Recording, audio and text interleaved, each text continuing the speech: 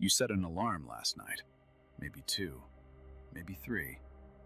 Not because you sleep through them, you wake up fine, but somewhere between closing your eyes and opening them again, something in you decided it needed extra insurance, a backup plan against the version of yourself that might just decide not to show up. Before your feet hit the floor this morning, before you said a single word to yourself, you had already handed your mind to someone else. A headline, a notification from last night, sitting there waiting, a low hum of everything unfinished, already in the back of your throat before the day has even started. Within 4 minutes of waking, your internal dialogue is not yours anymore. It is a remix of other people's urgency, other people's fear, other people's version of what today should feel like. And you carry that into your conversations, your decisions, your sense of what is possible before 9 a.m. This is not about motivation. You have seen those videos. They feel good for about 3 hours. This is about something the Stoics understood 2,000 years ago that neuroscience has spent the last 2 decades confirming. The language you repeat to yourself, especially in those first quiet minutes of the morning, is not neutral. It is instruction. It is programming. Your brain, whether you intend it or not, is always taking notes. Repeat a thought pattern enough times, and it stops being a thought. It becomes a highway, a groove worn so deep that the brain defaults to it automatically, the way water finds the lowest path down a hill. The reverse is equally true. Words you repeat with intention create new pathways. Not overnight, but in 7 days, you can feel the groove starting. In 30 days, you can look back and notice the ground beneath you has shifted. 5 words. Here is what they are and what they actually do. The first one, I choose my response. Your phone buzzes at 7 a.m. with a message that rearranges your plans for the week. Before you have had coffee, before you are fully awake, the body tightens, the jaw clenches, the mind starts running scenarios, and most of them end badly. That moment, the split second between the buzz and your reaction, is everything. You skip it. The reaction arrives before there is any space to think. You respond from the most automatic part of yourself. Fight, freeze, catastrophize. The message becomes the story of your whole day. When you say, I choose my response every morning, you are training the part of your brain responsible for deliberate decision-making to stay online under pressure instead of going dark. You are widening the gap. Viktor Frankl documented this from a place none of us will ever have to visit. Inside a concentration camp, stripped of everything, he discovered that one thing remained genuinely his: the space between what was done to him and what he chose to do with it. He called that space freedom. Epictetus arrived there from a different direction. Born into slavery, he built his entire philosophy around a single line. Some things are in our power, some things are not. What is in your power? Your judgment, your response, your intention in this moment. You wake up. Before you touch your phone, you say it out loud, slowly. I choose my response. You are establishing, before the first test arrives, who you are in relation to whatever comes. Then the test arrives. It always does. You can still feel the impact. You are supposed to. But you do not spiral. You assess. You decide. You move. That pause, repeated every day, is the entire difference between a reactive life and a responsive one. The second one, growth, lives here. You have been meaning to learn something for years, a skill that would change what is possible for you, if you could just get over the feeling that you are too far behind, too likely to fail publicly, too far into adulthood to start again. So you have kept it at a comfortable distance, told yourself you will start when things calm down, when conditions are better. Conditions are never better. Somewhere in you, you already know this. Seneca wrote that difficulties strengthen the mind the way labor strengthens the body. He was not offering comfort. He was describing physics. Muscle grows under resistance, not in rest. The clumsiness you feel when you are learning something new, the way your hands do not move the way you want them to, the way your mind cannot hold all the information at once, that is not failure. That is your brain forming new neural pathways. That is the physical sensation of becoming someone you were not yesterday. The anxiety before a conversation you have been avoiding, that is not a stop sign. That is a signal that you are about to do something your nervous system has been programmed to avoid. Something it has flagged as dangerous based on a history you no longer have to be loyal to. And the fact that you are going to do it anyway, that is what growth looks like from the inside. It is not triumphant. It is mostly uncomfortable and unglamorous. Nobody posts about this part. Nobody makes a highlight reel of the Tuesday morning they sat with something hard and did it anyway, quietly, with no one watching. Epictetus was born into chains. He grew his philosophy in conditions no one would choose. Not despite those conditions, through them. What he built there became the foundation of an entire school of thought that outlasted empires. You are not being asked to love suffering. You are being asked to stop running from the thing that makes you. Say it tomorrow morning. Growth lives here. Say it when things feel impossible and when they feel easy.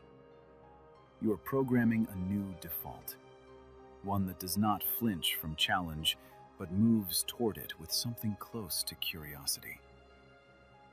The third one. Today matters most. Yesterday is still with you, isn't it? A conversation that ended badly, a decision you cannot undo. You carry it around, not always loudly, sometimes just as a low hum beneath everything else. And tomorrow is a shape you keep trying to control. You build the elaborate scenario. You worry the outcome into sharper and sharper detail until it feels more real than the morning you are actually sitting in. Meanwhile, today slips by. Marcus Aurelius, who commanded armies and governed an empire and still found time to fill a private journal with philosophy he never intended anyone to read, returned to one instruction more than almost any other. Confine yourself to the present. Not because history does not matter, but because this moment is the only place where your power to act actually lives. When you split your attention between replaying the past and rehearsing the future, you carry the weight of unfinished business into every current moment. You miss things, opportunities, the look on someone's face, the moment in a conversation where everything could have turned if you had been there to catch it. When you say, "Today matters most," every morning, you are issuing a directive to yourself. Come home. Home to this breath. Home to this room. Home to the only morning you will ever have that is this exact one. You are not erasing the past. You are choosing not to live there. You are not ignoring tomorrow. You are choosing not to be paralyzed by it. Those are two different things, and the difference matters. The past is fixed. Nothing you do today will change what happened last year. But everything you do today will change what happens next year. That is where your power actually lives. Not in the review of what went wrong, not in the rehearsal of what might go wrong. In the doing of what is in front of you right now. The task in front of you today, whatever it is, deserves the version of you that actually showed up to do it. Not the version still haunting last year's conversation. Not the version half dissolved into next month's fear. Today. this one. This is where your life is actually happening. The fourth one. I am enough. You opened an app this morning and saw someone who seems to have more figured out than you, more successful, more disciplined, clearer about what they want. The comparison happened before you chose it. That is not weakness. That is what the platform is engineered to produce. It activates a scarcity loop, a low hum that runs beneath everything else in your day. Not enough, not far enough along, not deserving of the things you are quietly hoping for. Epictetus warned his students about this constantly. Stop measuring yourself against what you imagine others to have. You cannot see their inner life. You can only see their surface. Comparing your full interior life to someone else's curated exterior is a game that will grind you down forever if you let it. I am enough is not a motivational poster. It is a counter-instruction to the scarcity loop. It is the act of returning to a fact the world keeps convincing you to forget. You arrived here complete. Not finished. Growth never stops. But complete. Not broken. Not required to earn your way to worthiness before you are allowed to want things for yourself.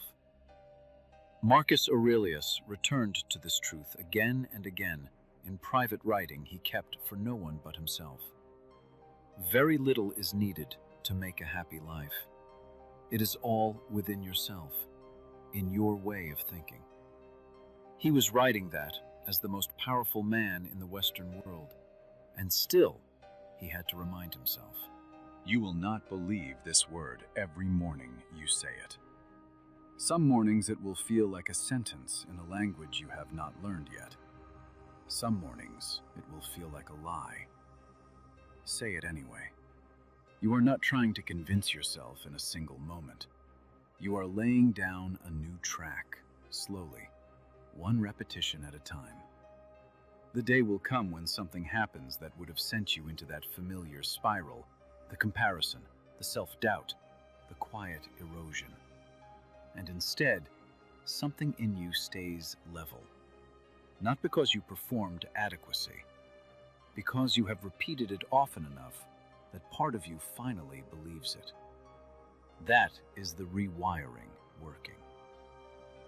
The fifth one, I release control. You have been trying to carry something that was never yours to carry. Someone you love is on a path you can see is going to hurt them. You have said what needed to be said. You have shown up in every way you know how. And they are still making the choice you are watching with your stomach tight. Or you have a vision for where your life should be by now, and life moved differently than the plan.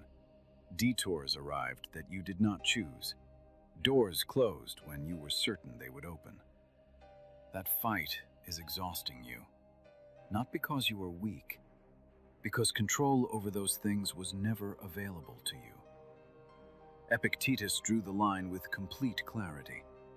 Make the best use of what is in your power, and take the rest as it happens. This is not passivity. This is the most rigorous form of discernment, knowing exactly where your power ends and where acceptance must begin.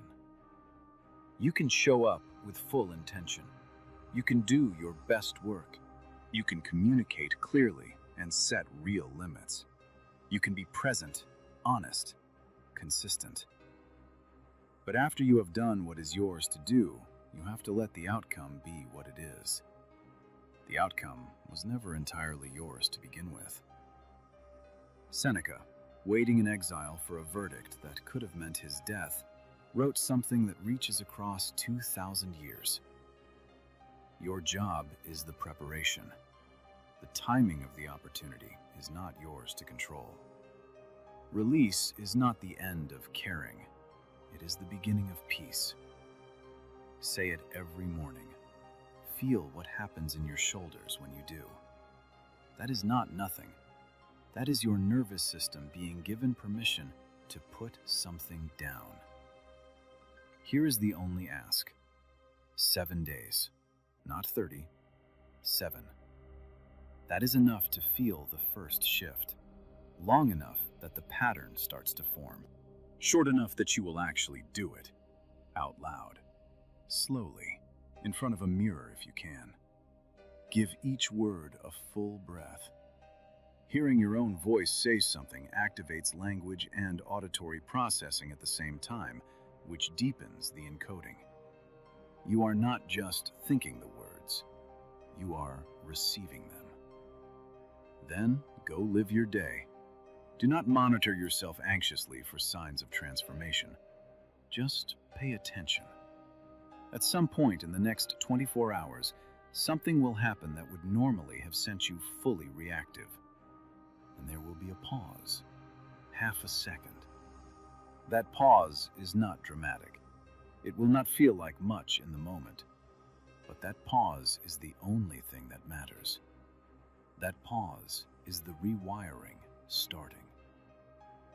The Stoics did not develop these principles in ease.